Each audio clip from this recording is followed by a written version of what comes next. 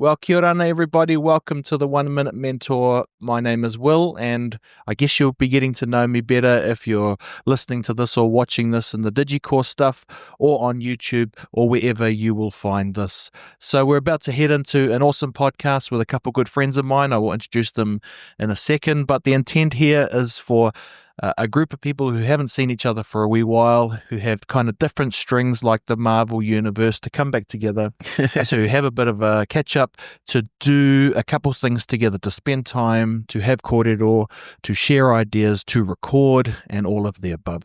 So before I go any further, I will just hand over to my brothers over here to do a bit of roundtable introductions. Ray, maybe we start with you.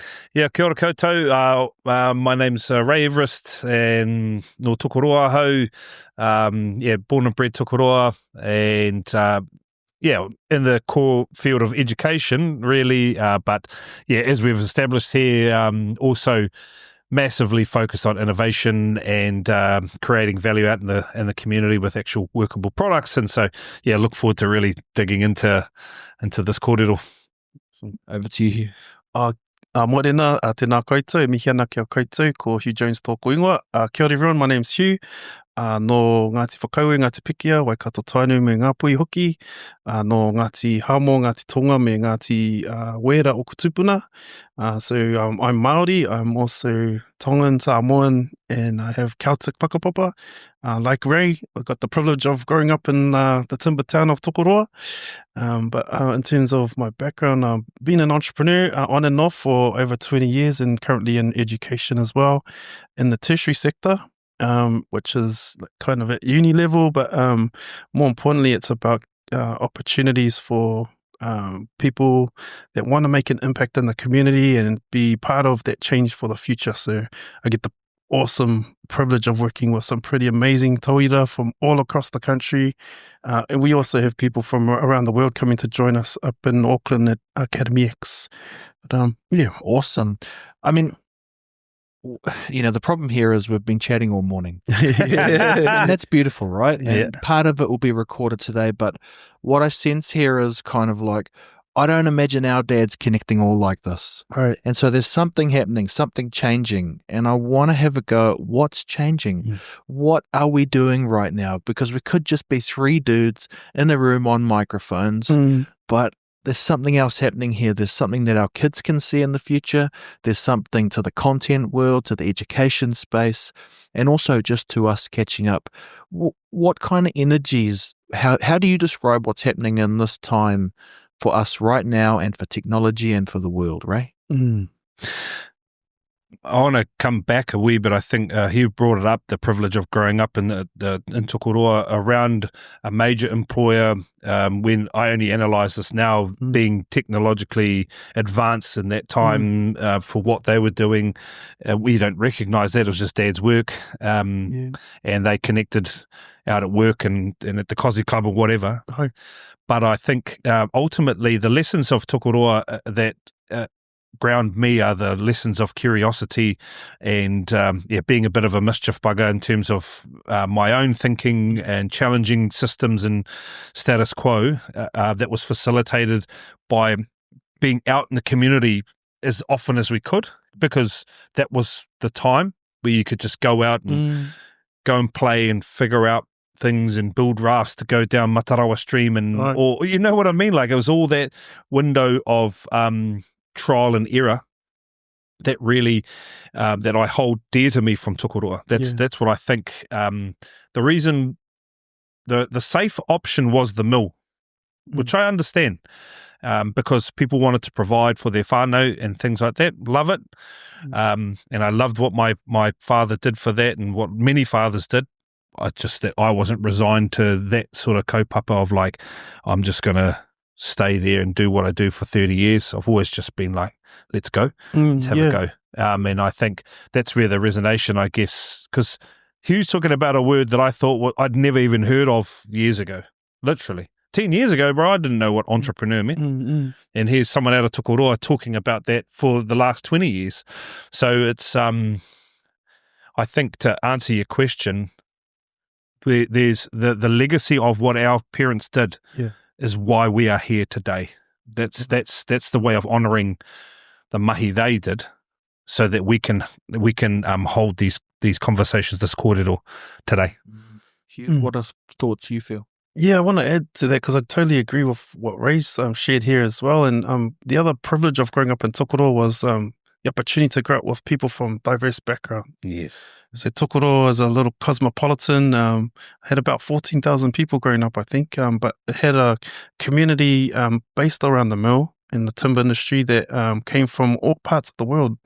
So we're Māori, we're Pacific Islanders, we're from all parts of Europe. We had Asian people, we had, just that multicultural experience, I feel, all the way through growing up. And I think that's part of the change we're going to experience into the future, particularly here in Aotearoa, where there's an aging population, but there's a boom in the middle of Māori, Pacifica, of Asian descent, and people mixing.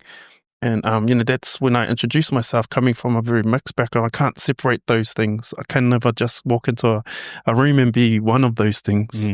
And I think that's part of this change that we're going to embrace now, is accepting that, understanding that, and hopefully learning to appreciate different points of view, different ways of being, different ways of living life. And with this wave of technology, that's going to add another layer of opportunity as much as confusion and challenges. But for our young people, I hope that you can see for yourself that you can do stuff. Like Ray mentioned, our parents have set a foundation for us to give things a go. And certainly for my old man working in the mill as well, he got to a bit of a ceiling when I was about fifth form.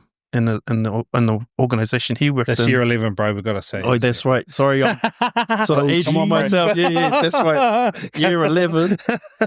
Yeah, so I was about 15 years old, 16 years old, and he, at the time, he hit the ceiling of his mahi, and there was no kind of next thing that he could get to. They wanted him to stay at that level, and he was like, oh, no, there's more out there for me. And so he decided to leave and go to university at the time, which was a big thing. Bro, that's a huge thing. Now it's coming back. I remember.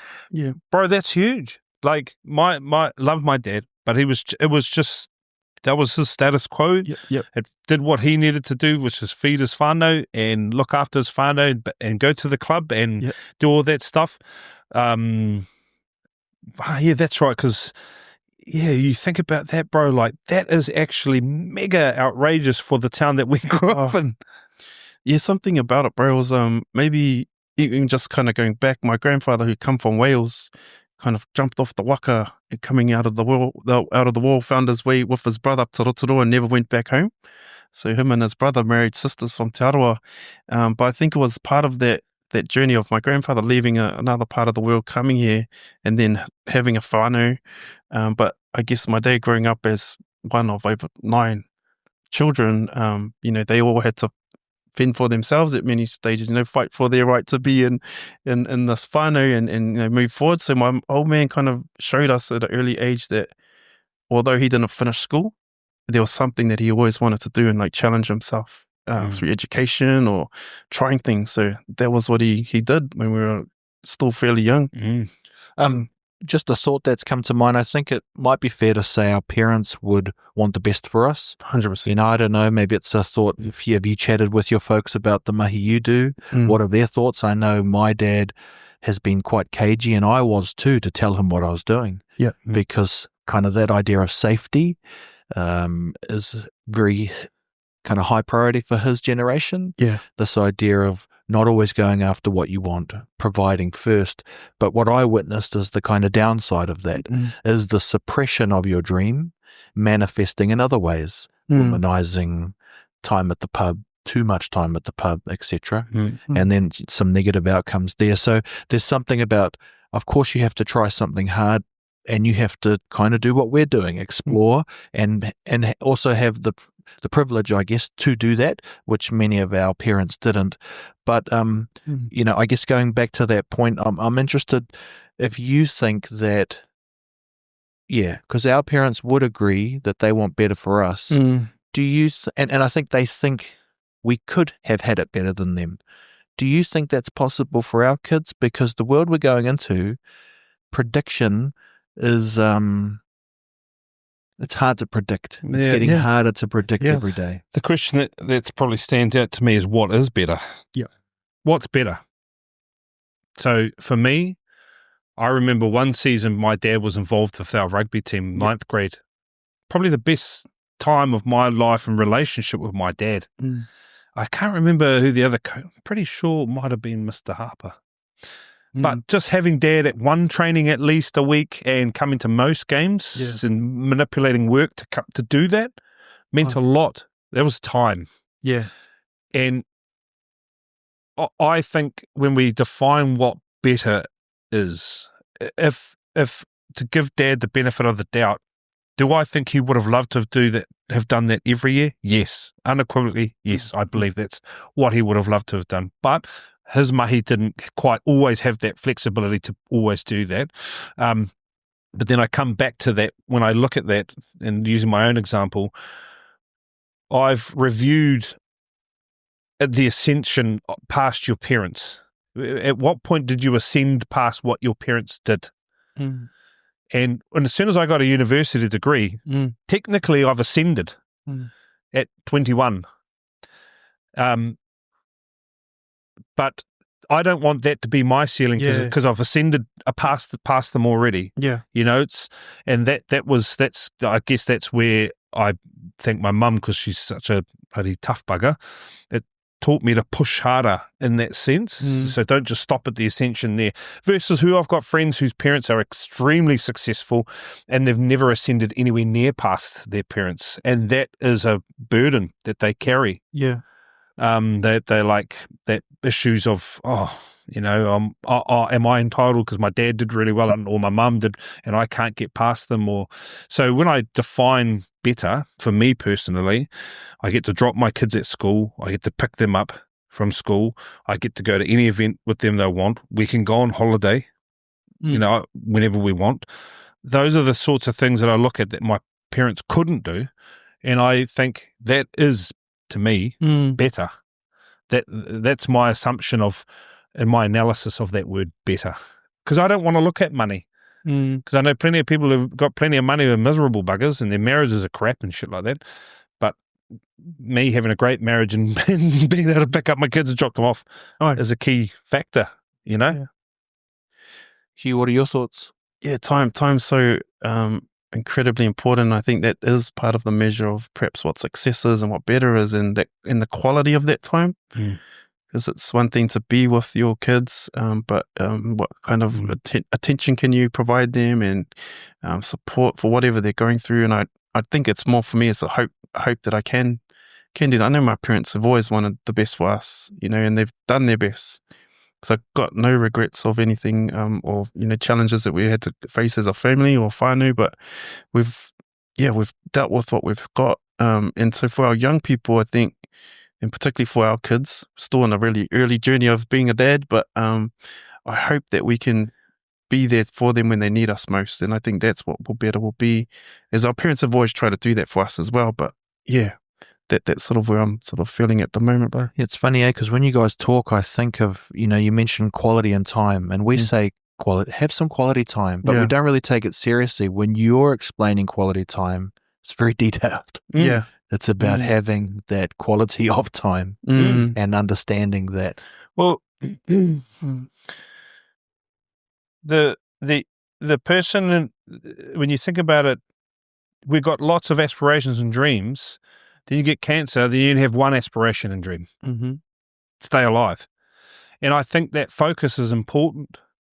Like, we can jump in a car today and that's it. Yep. And I remember years ago asking myself, when I get up to those pearly gates and someone says, hey, before you come in, can you tell me that you've lived the life that you really wanted to live? Well, I wanted to answer yes. And that means, and my mum and dad, they did the best with their resources. Yep. I kind of liken it to the Three Little Pigs. One had straw, one had sticks, both still not very successful, but then one had bricks. And I want to be the one with the bricks. I want to be the one that builds the bricks so that my kids build the bricks. And that's and that's not, again, not tied to financial wealth and security and having nice things and stuff like that. It's actually built on having as minimal trauma as possible. I think in some ways we're always going to stuff our kids up, but accepting that we're going to minimize as much as that as possible, and then essentially they have bricks as well to build a foundation that allows their children to build with bricks as well, and that's the kind of way. And bricks can be tied to insecurities being met and validated, that they can openly chat about what their decisions are in life and why and where they want to head and what support they need. And I think also a level of contentment and safety and security that, oh man, if it didn't go well, mum and dad could help if needed as well. Yeah. Just an idea, because I just want it to be free-flowing, but I thought what might be cool is if each of us just subconsciously think about topics that we want to bring up that we can get the others to jump in on, because I'm itching to ask you guys some stuff. And I don't want to just have the Will Fleming show. This is a little bit about all of us connecting, but also going with the flow, seeing what comes up, knowing that there might be some young people watching being like, man, I haven't heard dudes like this talk like this. And I'm interested to Google some of those phrases, But one of the things I wanted to kind of get your idea on is lots of people ask me about podcasting and they're like, hey, it's cool what you're doing in schools and why do you think it works? And I think about this all the time, and I have a mentor who talks about cause and effect, and, it sometimes goes over my head. It sometimes goes through my heart. Some days I wake up and I'm like, that's it. And then other days I'm like, I don't really know. But the best I've got, and I'll run this quickly past you and people listening, is that podcasting is essentially talking, Counseling is essentially talking. And we just misinterpret it. It's like a silent, invisible thing if you don't understand it or see it, is that when you talk, you express. So I know that's a bit lofty, but how I've kind of thought is how it might work in the context of why it would be good for young people is if you are confident to talk, you build your confidence. If you talk with somebody that helps you build your confidence, you build a network. If you build a network, that might be called a friend or just a network, you may create opportunity for yourself. Like I've talked to both of you over the years. Ray, one of the things you said to me when we caught up after 20 years is, I just remember you positively. I think you said you had good energy, Will. Yep. And I was like, wow, I've never had someone say that to me, but I was proud of that. Because there's probably other people who say, man, not good energy, but on that case, awesome. You conduct yourself well in the world, good energy comes back. So what do you think of that little algorithm about, if you can build your confidence through talking, but build your confidence by talking to someone to build a network with, that might be your key. Everyone's looking for a key in life to open a gate, to create an opportunity. We're asking our young people to it's not enough to say, do what you love and you'll never work a day in your life. Find somebody to talk to, learn about what they love. Maybe you'll love it. If you love it, ask them how they did it. And who knows, if you've got good energy, they might say, hey, come along and check out my workplace. All of a sudden you've opened up a door. Yeah. That's amazing, bro. Like, and I totally resonate with your whakaaro, and like how right now is a great time to get involved in podcasting and to get involved in creating it's like it's storytelling. And I think that's the opportunity to have conversations with people that that you want to get to know, or you want to reconnect with, or you want to build relationships with, and there's so many opportunities to learn. And I think that's the great thing about podcasting is you don't have to be the expert, and you don't even on this side of the camera, no expert, but I'm here as myself, looking at ways of communicating and learning and reconnecting after so many years, bro. Just great to see what you've been doing through LinkedIn, as it was the window that I saw you, but now to see you face to face and see through you, bro, like you're successful. And that's what podcasting also brings, opportunities to reconnect with people that haven't seen for such a long time.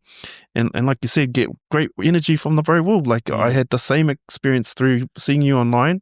You had kōrero with other bros that I'm really connected with too. So it was like a outreach to build that again. And I was like, man, I want to spend time with people like yourselves and podcasting can be that opportunity, which is not too dissimilar to other forms that we might have in our own family units. If you're Māori, you might go to a marae, or you might be in a community with your whānau, and wānanga is a way of sharing knowledge. If you're Samoan or Pasifika, you might have talanoa in various forms. You might enjoy kava with your older siblings and your aunties and uncles, or you might see them doing that. But essentially what they're doing is they're connecting, they're conversating, they're talking about things. And if you have an open ear to learning and listening, you might pick something up for yourself. So that's what podcasting is for me, is like a great opportunity to do that. Just fun fact before we go to you, Ray.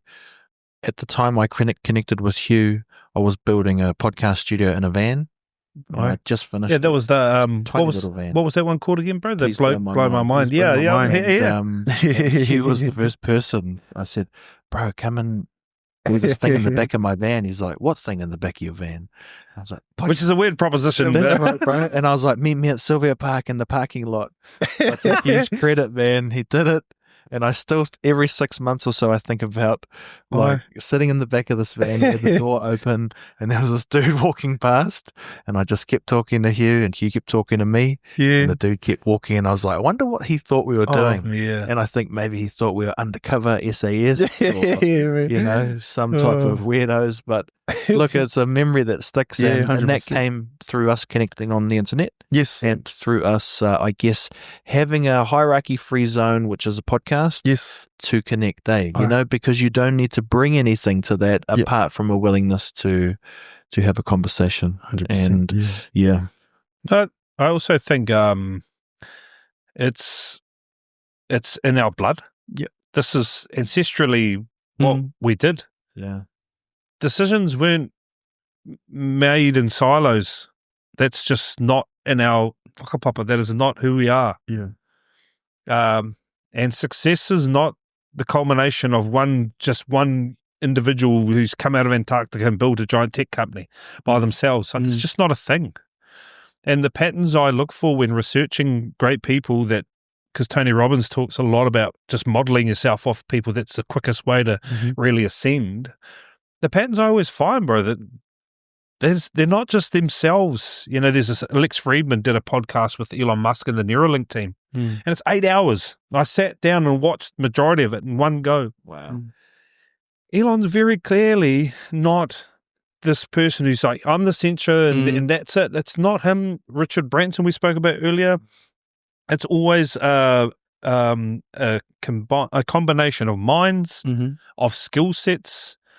You look at ancient tohunga, they had a skill set, hunters, warriors, skill sets, and then we come together for the greater good.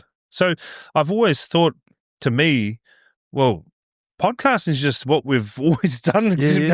Now it's in a different medium in terms of the access to it. But having the ability to listen to the stories, the lessons that were passed down in either waiata or whai kōrero, through all, even the lessons of illness, or prosperity and land acquisition, whether it's through war or whatever, reasonings, political moves, marrying, we've taken that over, but now to embed that, Huw, you're going to marry this daughter of whakaue, and, all that stuff, this is not a new facet. It's just the way that it's presented now, whether it be in the back of a van or now through this, is all it is. So that's why I'm always kind of in awe of the people who facilitate these types of conversations over this medium, because it's I know there's some pushback, especially from Māori and Pasifika, because they're like, oh, shame or humble, but actually your story matters. 100%. As part of your community, you need to tell your story. And that's what I love about the podcasting medium, is it goes, like I said to you, bro, this is the new art form, I believe. This is an artistry. Like a music band, or I think podcasting is an artistry that lives on forever, and I'm just trying to facilitate that as often as I can. Yeah. Well, I'll plant the seed. Come to you next. You can float an idea if you want to, and we can jump in and have a bit of a chin wag about it. But I guess to tail end that, I just love a few points that you brought up, that we've been doing this forever, Yeah. and that's one of the reasons I thought to take podcasting into schools, because I know we've been doing it forever, but it's a bit like the movie Moana. We forgot. People don't really think that you come from a lineage of oral communicators. If I talk to people who employ people, they wouldn't put Māori Pacific at the top great interviewees, you know. We know we can do it. We've seen it in garages and with each other, and every time I turn on my FM, someone's cracking up, and it's like, how do we shift that back to its proper form, which is you have master communicator DNA in you.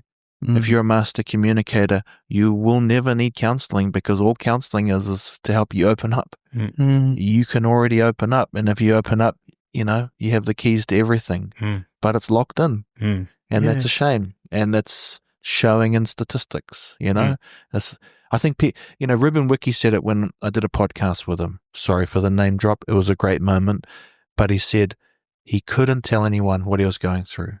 So guess what his body did? His body blew up in boils. He was trying to get out. He knew he needed to speak to someone, but he was Ruben Wiki. He couldn't go to anybody. He couldn't break the mask, Ended up going to his wife. That helped him. And I said, so Ruben, what you're saying is that the best mental health prevention strategy is to be a good person to get a partner? He said, yeah, basically. And I said, phew, because I can never do the things you can do on the field, Ruben, but I could aim for that. And that's awesome. So no, cool. Okay, Huw. All right, bro. Yeah, no, thanks for that. And maybe just to bounce off that whakaaro in particular, and Kiwis out there that have a bit of a profile and have a way about communicating. I often find myself scrolling on YouTube a little bit too much, but when I come across people like Stephen Adams and the way that he portrays himself and is his authentic self always, I think that's something to kind of keep in mind for us as Māori, as Pacifica, as our people from Aotearoa, New Zealand, that it is within you, that you have a great way about being yourself. And I know there's a challenge for identity, authenticity, and trying to find confidence. As a young person, we struggle with that. Used to always hate speaking in public. And it wasn't until getting much older and realizing that we all have kind of a fear about that in some degree, but yet some people can sit in front of a camera or have a great conversation in an interview or communicate really articulately and clearly, and it's, I think they've got a strong sense of themselves, and that can do it in a really consistent way. So just want to put that on the table around what your thoughts are around how important it is to be our authentic self. Authentic self, sorry, bro. That's been a battle for me in my coming out of being a teenage dad. That was where the battle really started for me, because just how it was kind of absorbed in the community. And so I carried the unfortunate intention of other people and what they were putting on me. So to escape some of that, I created personas that were not authentically me. So you're acting. Teaching's actually very good at that, because you turn up for kids and there's 30 kids in front of you and they don't give a shit about they don't care, bro. They're like, what are we doing now? And you're like, oh, hang on, I'm just going through some stuff on my head. And they're like, this is boring. They don't give a shit, man. I became a very good actor. And I remember, the Brocane, and I was getting some help with a lot of my anger issues and things. And he was the only person that I believe at that time really knew who I really was. I was actually quite an emotional fellow. Like, I did lose my rag and cry, and I was carrying a persona that was this big kind of personality and things like that. But actually, the real Ray is this guy who actually would like to just sit in his own space and quietly just meander about things and not always have to be up for everyone. Yeah. And that was the real unlocking of my own authenticity, was around realizing who I was in front of certain people. I was different in front of those group of people. And then who I was over here was who I was over here. It wasn't the same. And actually talking about rubes and the boils, like that's why I just started getting injury after injury after injury in footy, and I broke my wrist and snapped my knee. But bro, that's a manifestation within the body, bro. They say, hey man, you got all these people in there. Which one's you? And on the rugby field, are you that person? And over here, you're this person. It was terrible. And yeah, going back to people like Stephen Adams and or like Gary Vaynerchuk or someone who I actually know unequivocally that that's who they are in real life, And I think now today, I believe now that who I am as a dad and husband is getting closer and closer and closer, because that's my real areas of when the true vulnerability of being around your own whānau and your own inside your own four walls. I believe it's getting closer, and Will and I were talking about it's getting closer and closer and closer and closer to who I am everywhere else. There is still a portion of me in my own home which can cry at times and be frustrated and angry. But out here, I'm a big energy and influence in spaces, but I don't think it's too far away from the vulnerable. I've certainly been a very vulnerable individual out here in certain realms, but I think if I'm being fair, there's only a 1.5 of me now versus a 5, 6. I think the discrepancy is very small now between the most vulnerable down, man, I'm hurting or I'm frustrated or I'm trapped or whatever, to who I am out in the other parts. So, and it's, again, going back to modeling. I wear Warriors kit everywhere. I love the Warriors. Everyone knows I love the Warriors. It's actually easy for me to wake up and just put something on for the Warriors every morning. But actually, interestingly, it's also part of the persona of just that people can walk in and go, like we saw the bro at the cafe. Let me tell it. We were having coffee and brekkie, and there's another dude who's got like your gear on, and you're like, up the wires. And he's like, up the wires. And I'm like, hi. And then he leaves and he's like, later, but singular later. But to cool. just to close the loop on that, it's consistency. The success in business life that I truly believe is consistency. And you're trying to mitigate having major arcs and mountain and troughs or whatever, how you want to look at it. And that's what I was, bro. I used to be like, boom, like, man, all this cool stuff, bam, bam, bam, bam. And then, like, it was so unnerving. And I was terrible to work with as a teacher, bro. I was like, fucking pain in the ass, man. For older teachers, they were like, fucking hell, this guy's a fucking menace. Because I was like, boom, up, and then boom, and then boom, up. And it was just hard to deal with the consistency, and that's what I've tried to work hard on, is consistency. Who I am over there, the Warriors kit wearing guy, is who I am as a dad, is who I am as a husband, as a friend, as a business colleague, as a whatever, son-in-law, son, brother. And that's been the revelation of authenticity, is that authenticity is only driven really by consistency, because if you're consistently someone like Stephen Adams, we can guarantee almost that if the bro sat in here, he'd be talking exactly the way you as in the press conferences or with this team. And that's certainly validated from a lot of his teammates talking about who he is as an individual. Yeah, and, just to maybe tack on a tiny bit, because I never really felt like anyone else but me. And when people talk about authenticity, I like what you're saying, because I'm trying to line up these versions of me that I now see. The version I am in front of my kids, in front of my wife, in front of the students, in front of my friends.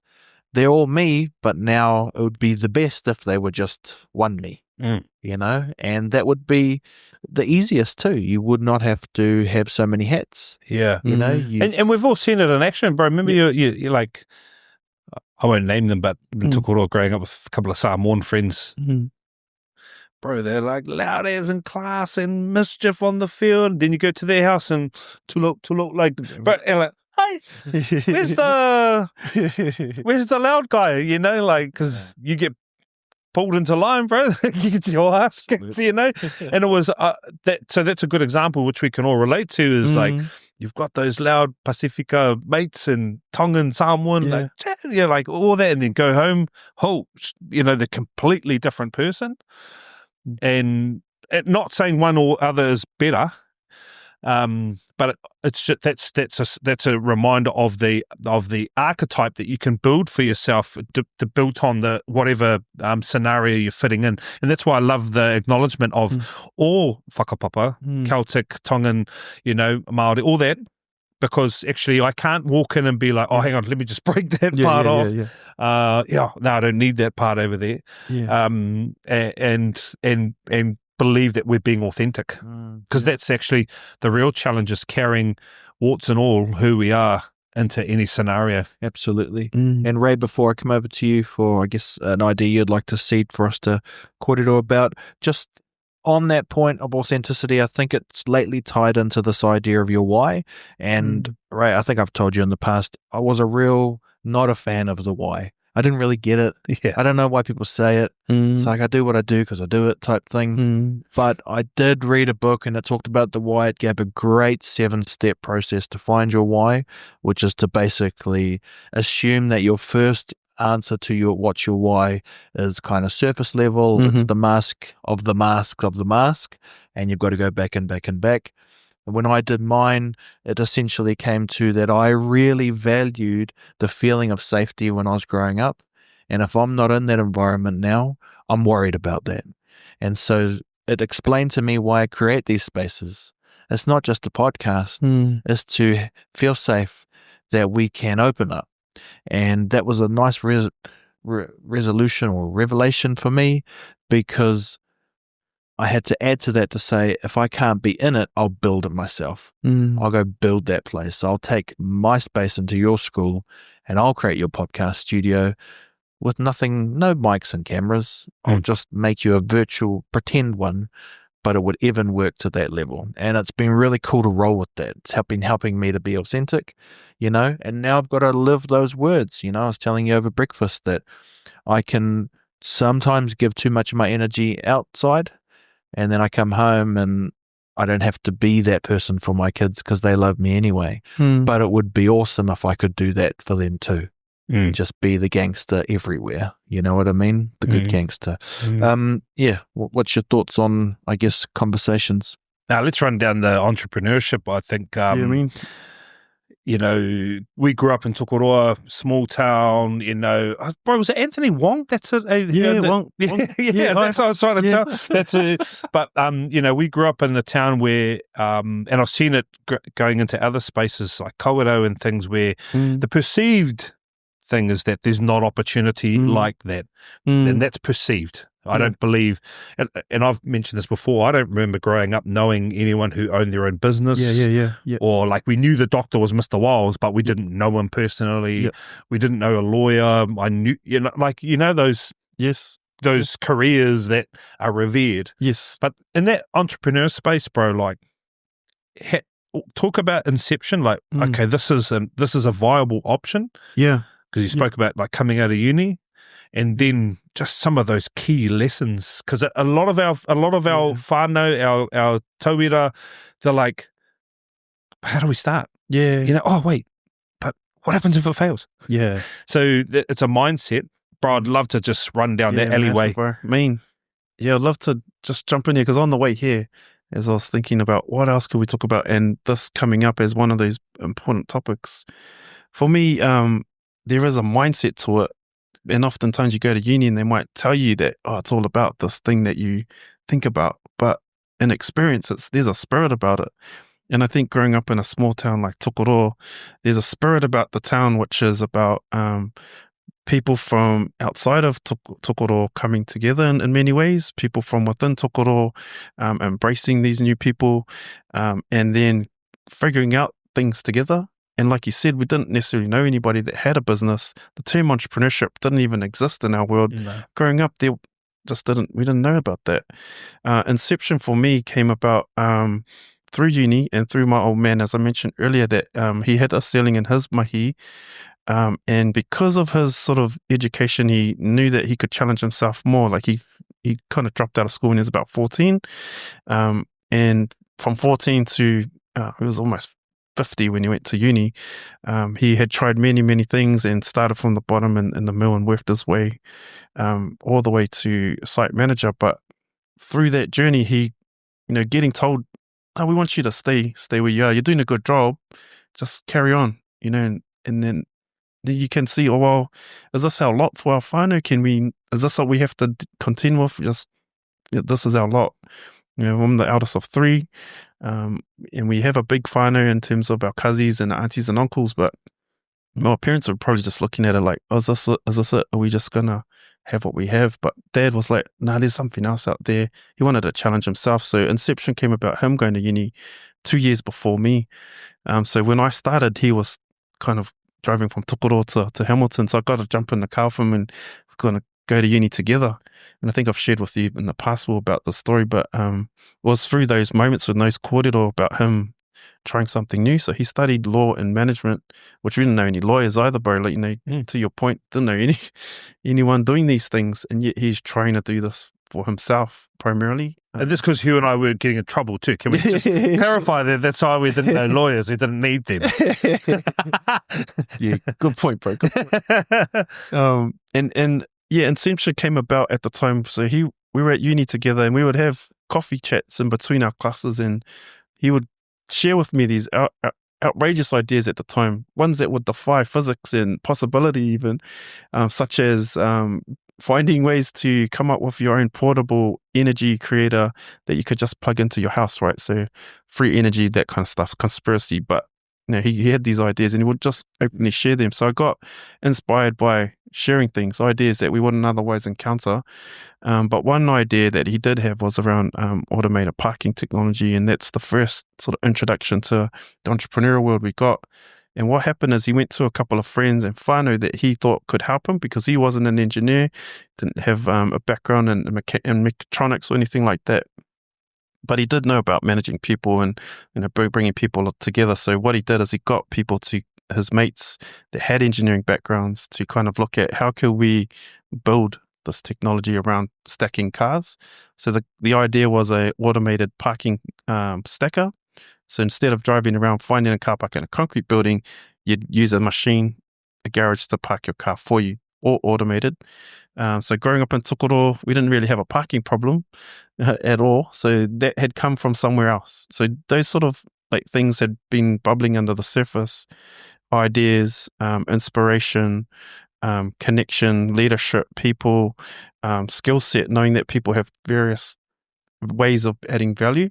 And from those things, we started a business. And out of uni, I studied e-commerce. So even my degree wasn't relevant to that opportunity, although I had done some marketing papers and we needed marketing. We needed to kind of raise our profile and start to try to sell this idea to the market. And long story short, we just ran it. We ran it in the sense of using the people, partnering with the people that were in our network that wanted to be a part of this idea and this journey, and then try to take it global from little old Tokoroa, which we failed miserably at.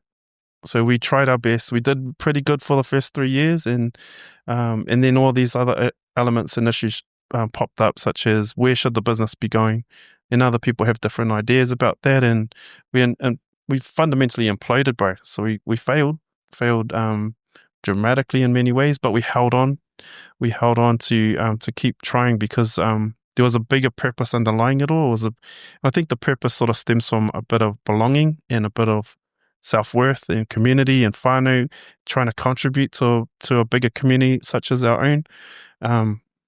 So we held on, but long story short, we learnt the lesson of just being able to there's so many lessons to unpack here, right? And it's but the first one's you guys gave it a go. Yeah, Right? that was yeah. Think about how many people, no disrespect, love our town, but how many people are not giving it a go? And I'm not just even talking about Tokoroa. Yeah, I'm talking about the world. You know, like, especially in a world where abundance is a thing. Yes, yeah. You know, you guys and the market in Tokoroa for automated parking probably wasn't there. Never there, bro. Yeah.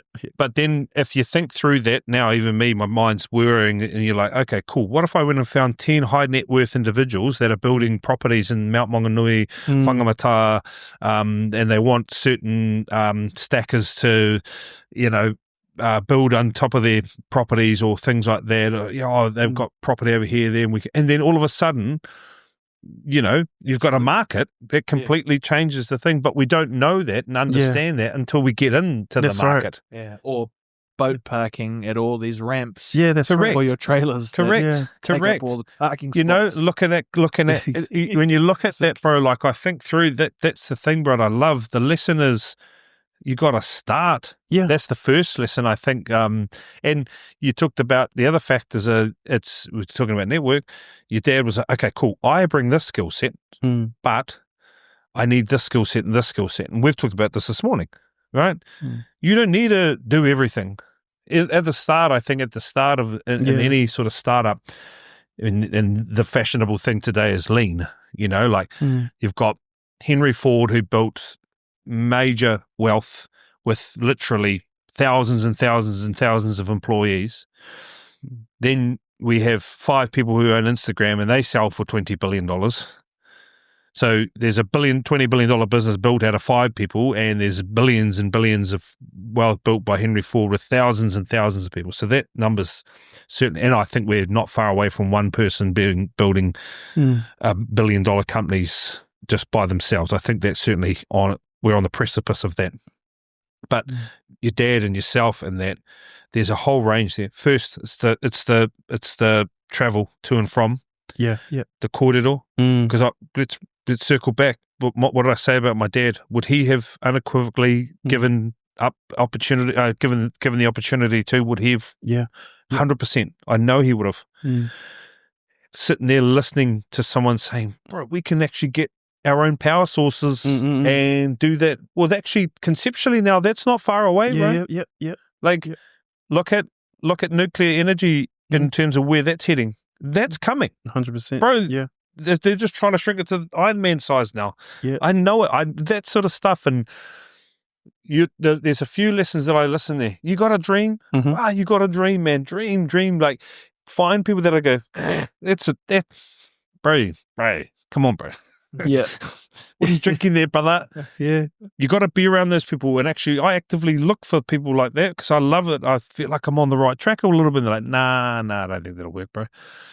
And then the other thing is, I think, is you got to go and assemble a team, man. Like, recognize what you're good at. Yeah. Okay, cool. I can do that. Who's the first person off the... I've got my son. Awesome. That's even better because he's my son as well. Boom. And then who do I... Tokoroa. We can go and find engineers. We can... Bro, isn't that crazy? And that's from little old Tokoroa, but there's a lot of business lessons in that little kōrero right there. Well, and what I want to ask you is, like, quite often I'm posting about my journey because right now I'm still in the game. Yeah. But I do tell myself, and not in a negative way, but I'm sure statistically I'm more likely to fail than succeed. That's not how I feel. That's not how I operate in the world. Yeah. I would like to think that this lean mentality does help me pivot quicker than others. Yeah. My willingness to be open to podcast and network is linking me in with champions, you know? Like, well, you're talking about probabilities. Remember that any lesson in life, you've got to try to put the probabilities in your favor. Yeah. There is no 100% except death. Yeah. That's it. Yeah. Ko mate, finished. 100%. That's it. That's the only 100% I can give you, that we're all going to go through life and none of us are coming out alive. That's it. So if we work back from that, knowing that that's the only probability that I have in life, it should instill a level of confidence that I can still sway it in my favor. And I talk to winning the maths. Okay, like does doing 10 podcasts and hoping that I'm going to take off as a podcast versus doing 100 podcasts and hoping I'm going to take off as a podcaster, the maths is in our favor at 100. There's a greater probability there that it's going to work, and now you've built a business out of it. And I always talk about it like our tech as well is all about creating higher probabilities for success. That's it. That's all we're ever trying to do.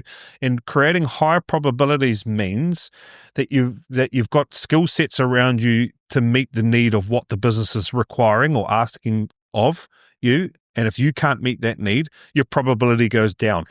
So, okay, cool. I need this, and this is on a probability basis. It's going to increase them. So yes, I am going to invest that 100K into that person, or 150K or 80K or 60K over here, or buy the setups. I'm going to invest in because it's going to increase my probabilities. I always think about. That's where I operate out of this probabilities. 100%. And I want to add to this, bro, because probably the reframe I need to make is that I mentioned earlier that we failed, right? We failed. But the reality is we failed at attempting to build a business. Yes. And that's okay. And I think if we can accept that, and that's probably the biggest lesson, is to recognize what failure is. It's not the end. It's more like a stepping stone. Okay, there's some lessons in that, what I'm going to take from that. So if you're feeling like, oh man, there's a high probability of failure because I've started one business, that's okay. If you fail, you fail, but there's something that you can build upon. And then to probability-wise is go and start another one, And obviously we have other things that we have to consider as we get older.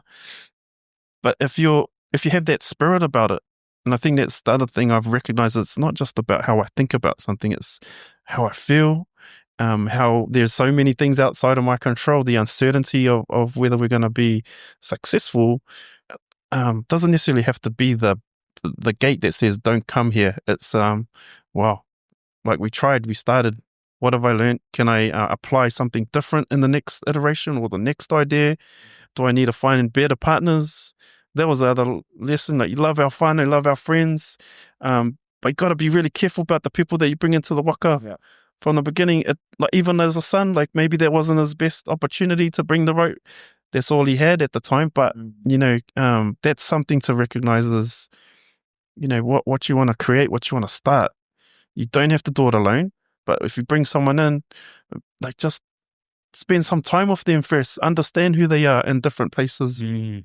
In their home life, at the bar, with your friends, at the rugby field. Now, who is this person that you want to work with? Yeah. And failure doesn't have to be the end of anything, bro. So it's just the start. Sheryl Sandberg actually gives a great example of that. She was CEO of Facebook for a long time. And actually, I think she may have been probably one of the first female CEOs of a major tech company, if not the first.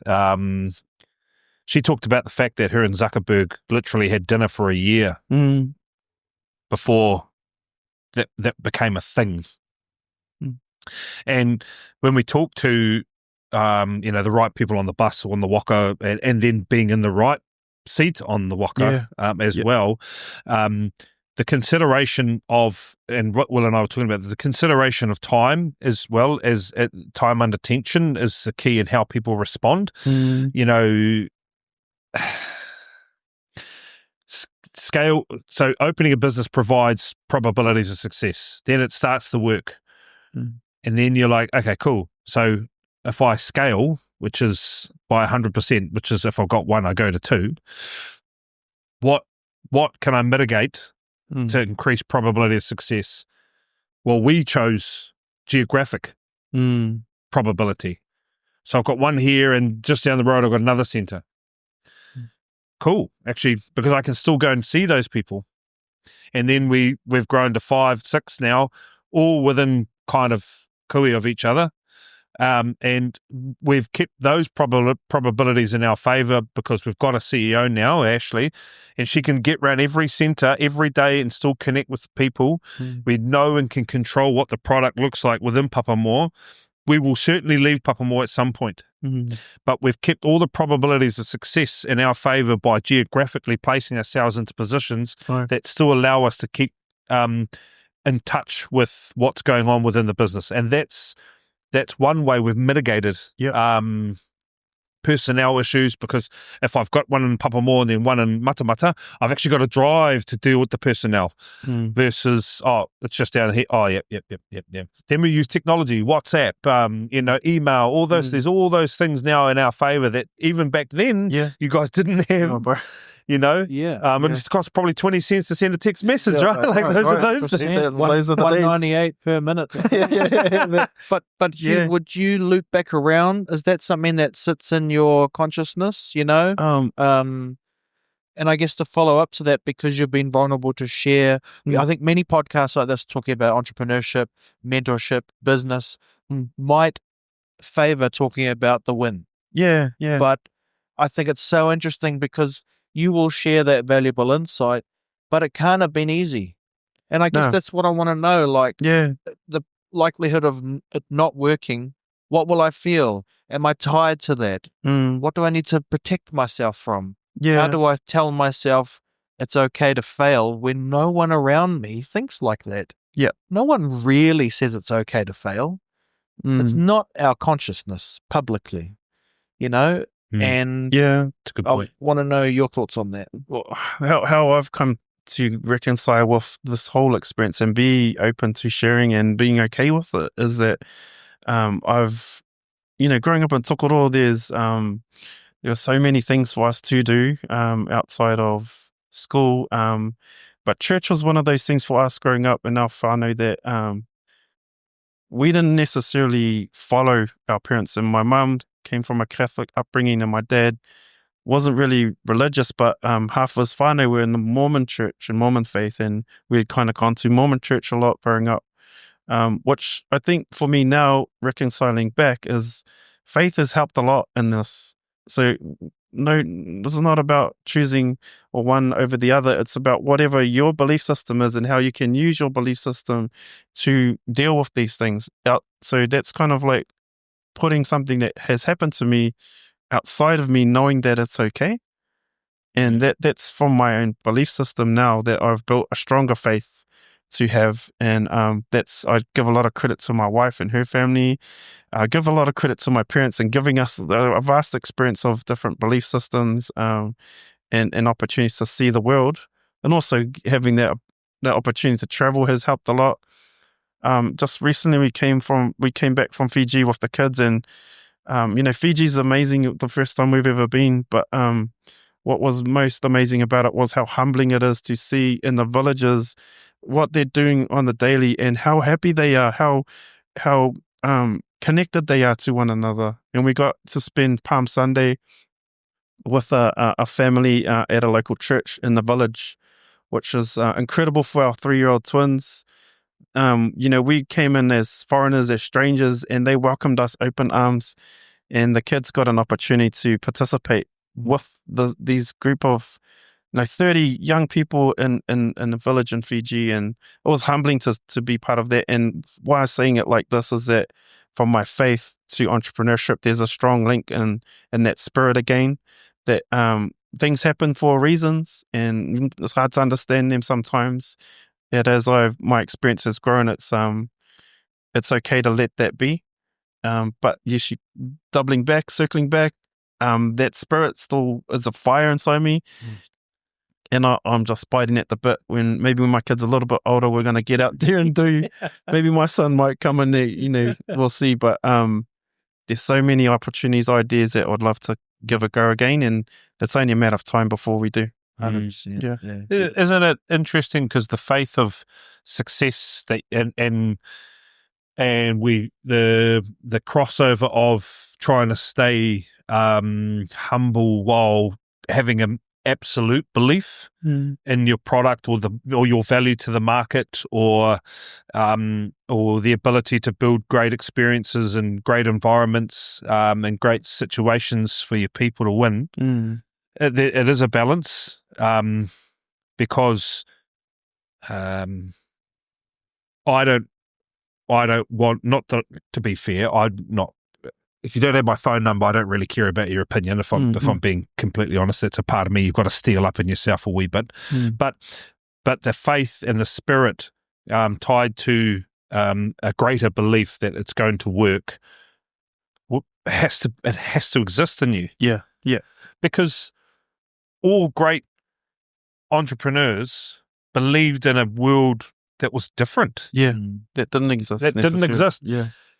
Our tupuna were like, right, we're going to get out of here, man. Like, you spoke about your like jumping off the boat, all those sorts of things were all built on, there's more, man. Oh, there's more, and I try to remind kids, like, bro, we traveled from Hawaii to get away, man. We're like, there's more. Yes. I'd say that's in us. That's in our blood and spirit. It's our rite of passage to actually go out and I'm not saying just in business and entrepreneurship. I'm meaning getting out and if it is in faith or in sport or in academics or it's all out there for us. But often I find people do not ascend past their level of fear. And if you fail, and that word failure doesn't scare me, used to, doesn't now. If you fail, lots of people don't come back from that. And until you can make peace with like I do, it's a confronting conversation. I'm like, yeah, you might fail. Yeah. I mean, we're one bad center away from maybe closing down our whole group. You know what I mean? Like we could go and buy a piece of land, think, does it stack up? Yep, we're going to pay this amount of money, $2 million on that. We might get it built for another $4 million. So there's $6 million that this owes us. And we've been told all these houses are coming. And then, the houses have been delayed for 4 years. Yeah. And bro, that would literally bankrupt us over slowly. It'd be a terribly slow death. And we'd either have to sell off an asset massively or bleed. So that's always an option. Failure is always over here saying, hey man, just keeping you in check, bro. Like we could go and spend stupidly. That's the other thing. Like Courtney and I could feel like, yeah, we've made it, we've cracked it. Like let's go and buy the boat and buy stuff that I don't even use anywhere now. I don't even go on boats now. Why would I go and buy the boat? I've witnessed it. I've seen people start to think, cracked it. I'm going to buy the boat and the flash cars and the do this and blah, blah, blah, blah, blah. And then, because they haven't, and I'm saying go and buy the stuff, but still, like, be aware, man, that is always a thing. The market doesn't give a shit about your feelings. It will turn when it turns. But it's also the other factors are some of the biggest businesses in history have been built out of the worst times, economic times in the world. Literally. And that's what excites me is because I've said to lots of people that I've been mentoring, if you're surviving now, coming through the toughest time in the last 20 years, even outside the GFC, bro, and you get through to the other side, you're good. Yeah.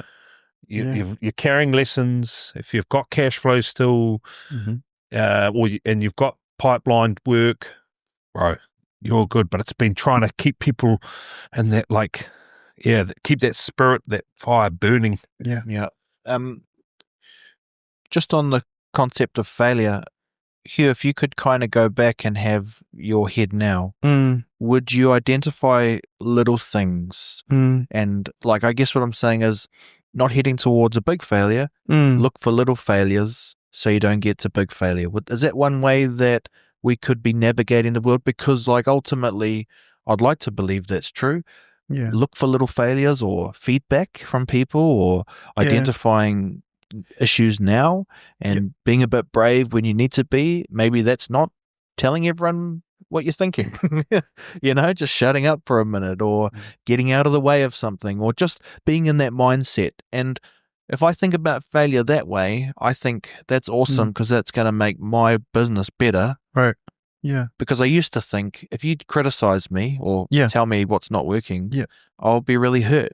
But now I'm kind of amping, in my case, for teachers to say, that thing in lesson 2, that didn't really work. oh, cool. Tell me what you mean. I'll go build a solution for that right now. Yeah. That could be a small failure if you looked at it as a failure. Right.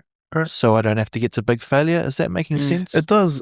Probably the way I reconcile with this, bro, is that if I had to go back and talk to my younger self at that time, it would only be in the context of things that I was in control of. So could I have developed things around consistency, around discipline, around being better at communicating? I think those are the things like that, to probability's sake, that may have shifted it a little bit.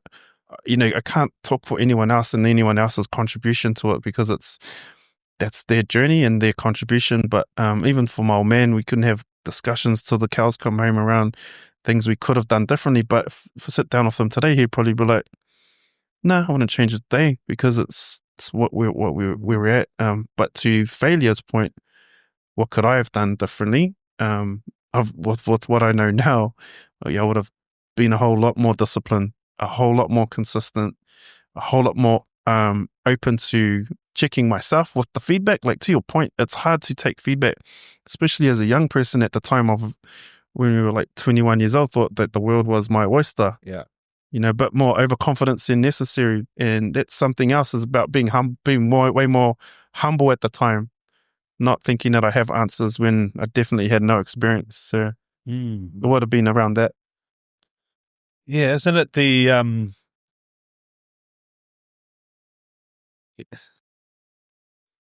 when I was overzealous. I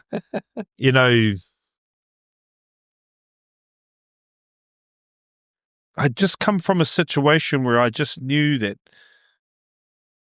I believe still in utopia, where this, let's be honest, like, lots of people cannot do this in today's world, right?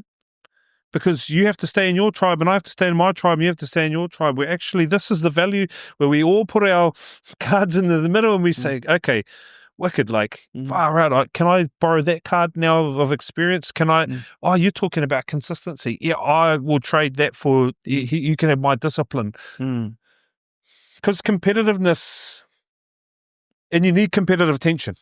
I think in a free trade world, where economies historically have done exceptionally well, based off either a product like the Gulf states where they have oil and gas, or like Korea, who coming out of the war had no natural resources. They were actually minimized. They suffered massively, but focused in on human potential, where people sat around tables and were like, right, this is what we need to do.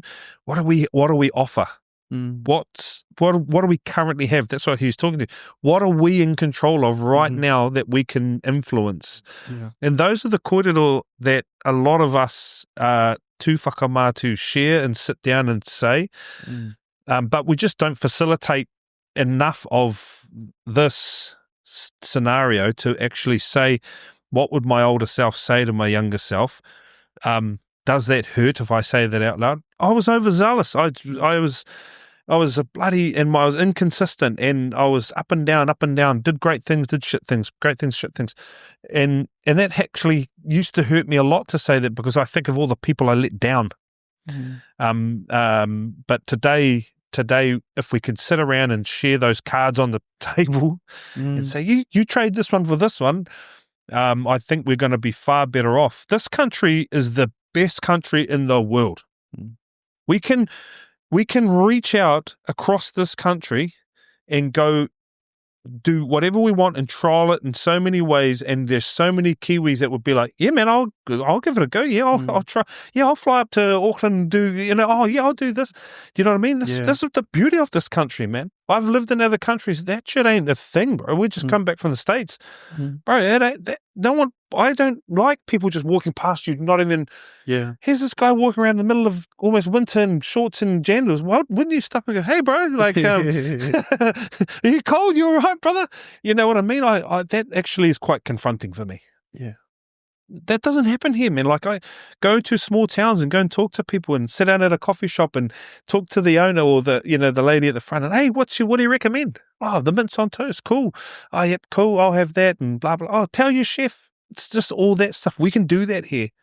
And that's lost, man. And that's why I love the Pacific Islands. And we're going to Rarotonga in a couple of weeks. Yeah. I love that, man. I go there and I'm just like, I cry when I land at that place because I feel like I'm home. There's a part of me that feels like I'm home. Because I grew up around a lot of that. Yeah. And that's why I say right now, competitively, the lesson we can impart, this country is the best place to have a go at something. It truly is. There's some brilliance here and we can access it. I've literally emailed a billionaire from New Zealand here and she emailed back. Like, you can't email Elon Musk and he'd be like, hey man, come up to Hooker. You can't do that, man. You can't do that. Here you can. And I can't see that disappearing anytime soon. We've just got to figure out how to get past division. That's the thing. I'm soft to lots of causes in certain ways, but ultimately my purpose is education. I believe that if I can, Huw and I are products of a town where education was able to open up way more opportunity for ourselves, and I admire actually really in awe of the kōrero with your dad and you and going to uni and stuff. And when I think about that as a cause, as a function for myself, my given place is education. Mm-hmm. That's where I'm going to focus on, and I'm going to bring massive value to that in any way possible. And I get to test those concepts and ideas out easily across my networks, because actually I can drive or fly to somewhere within a few hours and go and say and show someone something. And that's the competitive advantage that we have today. One thing that just came up while you were speaking is thinking of our kids watching this stuff in the future. Yeah.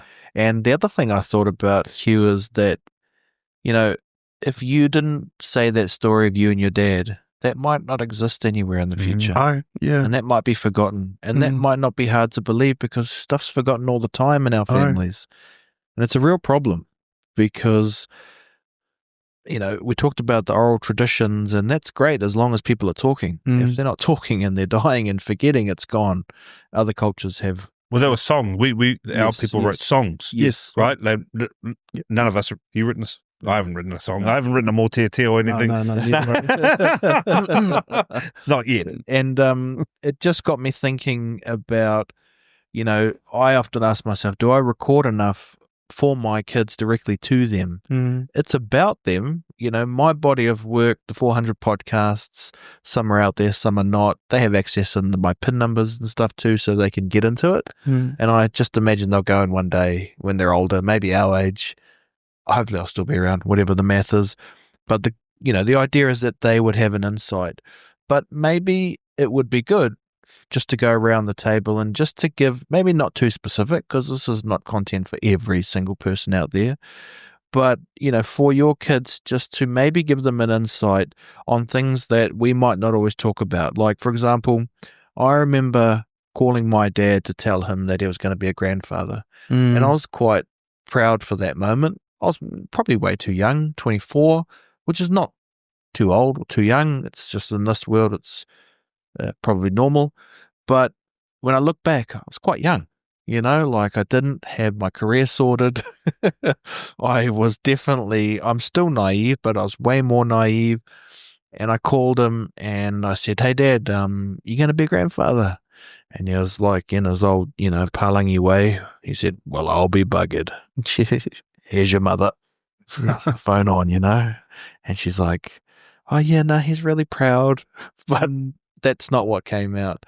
So anyway, I talked to Mum and she was really happy and hung up the phone. And then the phone called back and she said, oh, your dad wants me to tell you again he's really proud. Yeah. And I thought that was a funny moment that, I hope when my kids, I hope I've given them the feeling that when they're ready to make that call, I'm all in, and I'll have something better to say than I'll be buggered.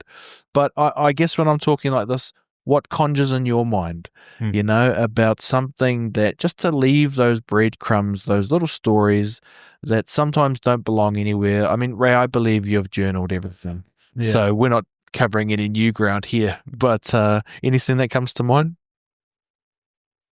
We have seasons, you know. My only fear of mortality is leaving the people that I love the most. It's my only fear of mortality.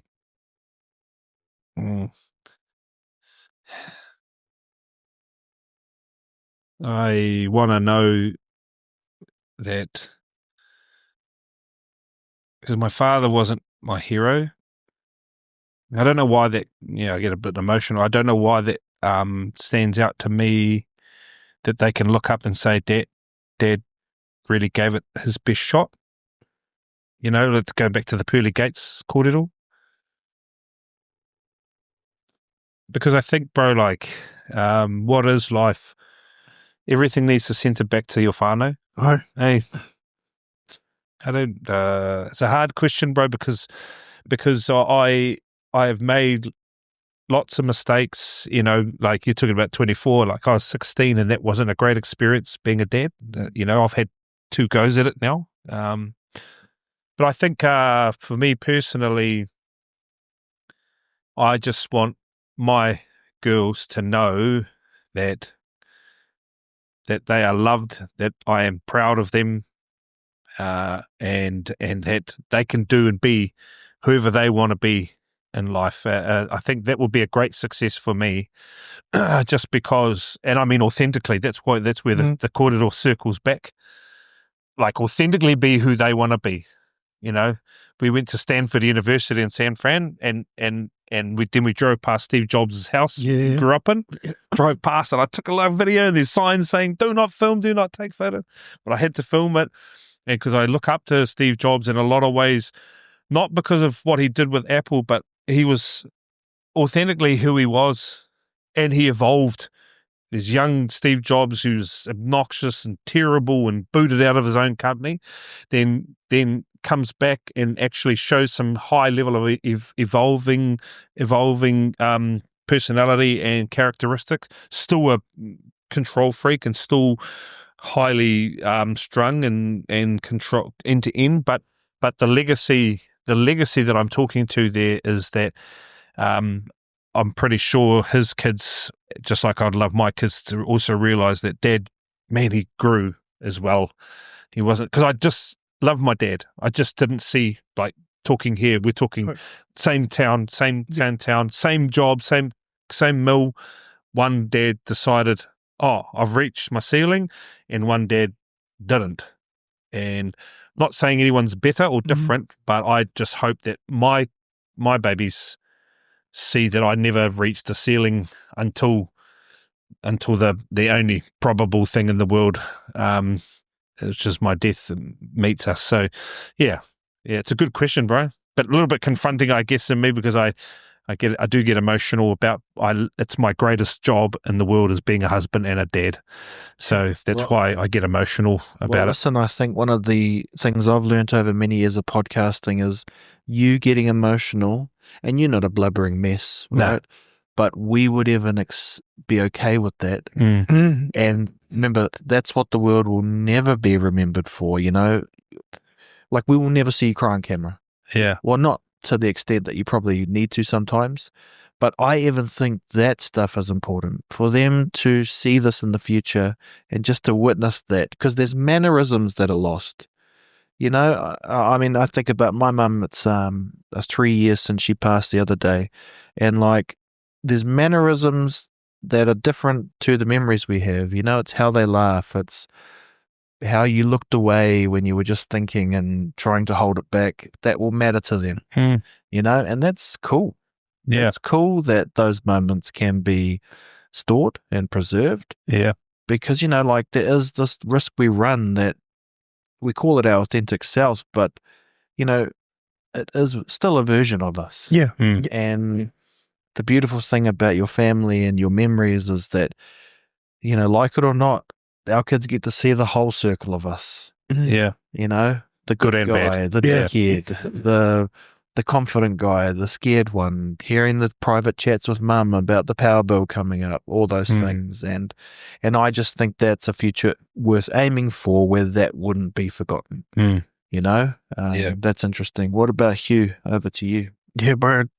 Totally mean question, all right? And to your to your kōrero, bro, just admire that you can share like that with us, because that's a privilege that we don't often share in these circles and these opportunities to get together as bros. So I think that's important to recognize. And for our kids, there's a few kind of angles I'd want to take this question to, just to, if they ever watch this in the future, to remember things that what joy they brought to us when they were first not even conceived, but just the idea of us becoming parents, that they brought immense joy to myself and their mother, and then the wider whānau,